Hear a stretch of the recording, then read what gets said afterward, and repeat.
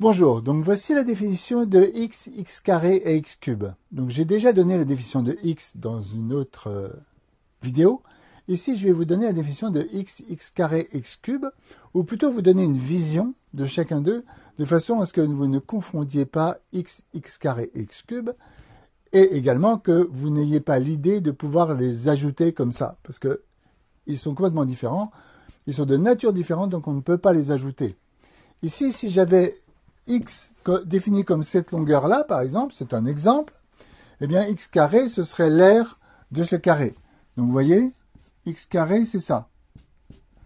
Donc ça n'a rien à voir avec ça, donc je ne peux pas additionner x et x carré. Maintenant, si je faisais le volume de ce cube qui aurait pour arête x, eh bien le volume de ce cube, ce serait x cube.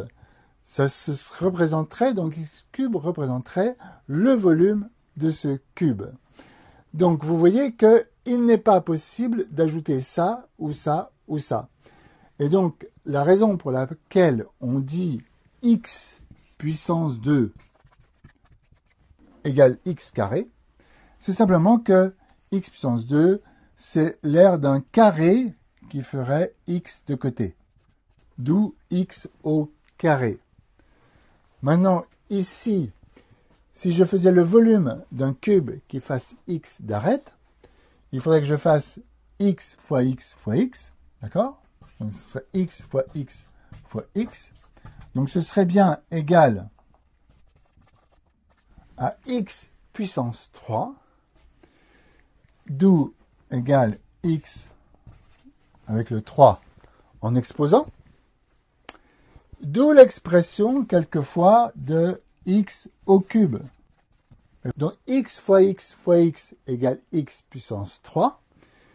Donc, que l'on écrit x puissance 3 avec 3 en exposant. Et on dira x au cube parce que ce serait simplement le volume d'un cube qui ferait x de côté.